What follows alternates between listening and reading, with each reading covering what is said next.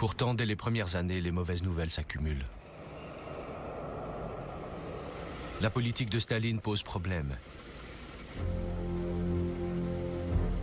Et le niveau de vie commence à se détériorer. En multipliant les projets industriels, Staline a sacrifié la vie quotidienne. La population augmente, mais la construction de logements ne suit pas. Des familles entières s'entassent dans de tout petits espaces.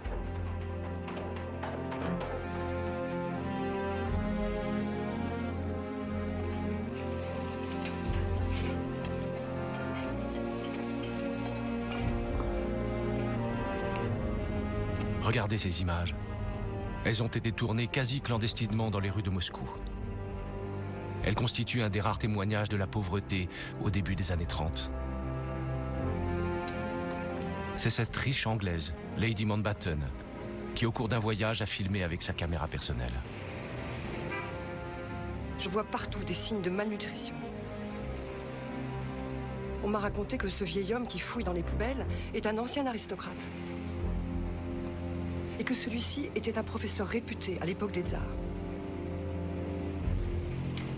Voici un petit garçon qui est tout seul et qui me demande de l'aide. Les vitrines des magasins sont presque vides. Surtout, les files d'attente sont interminables. Dans la queue, certains restent toute la journée à attendre, sans rien pouvoir acheter. En URSS, le rêve communiste est déjà en train de se fissurer.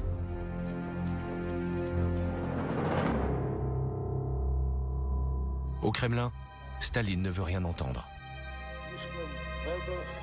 Pour lui, l'échec n'existe pas.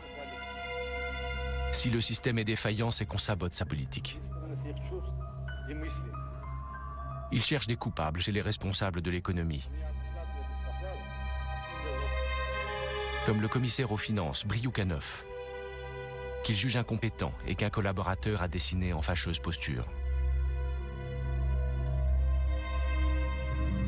En marge du dessin, Staline écrit « Pour tous ces péchés, passés et présents, pendez Bryukhanov par les testicules.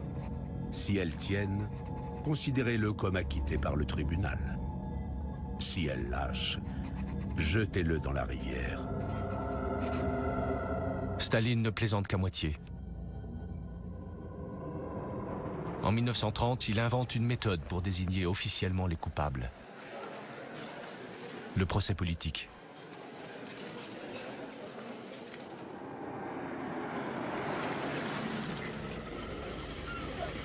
Les accusés sont des scientifiques, des ingénieurs, des hauts fonctionnaires. Ils sont tous compétents. Mais Staline les accuse d'avoir saboté l'économie soviétique.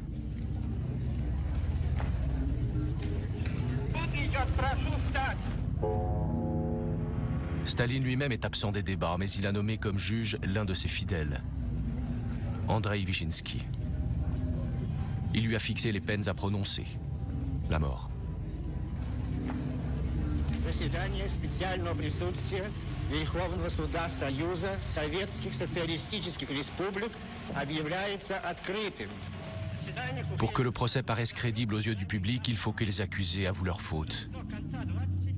Ils ont été torturés pendant des semaines. Et ils n'ont pas vraiment le choix.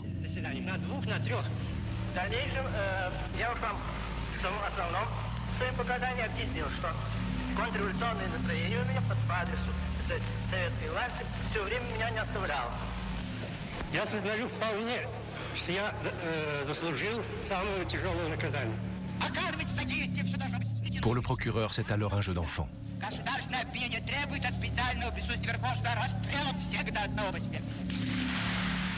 Après plusieurs jours de gesticulation, le juge prononce le verdict, non sans une certaine émotion.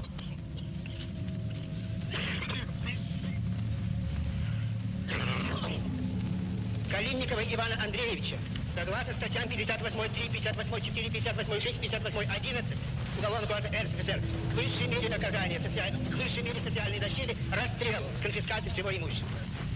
Пятое. Черновского Николая... Leur peine sera commuée en 10 ans de prison, mais le message est clair. Ceux qui s'opposent à Staline seront écrasés.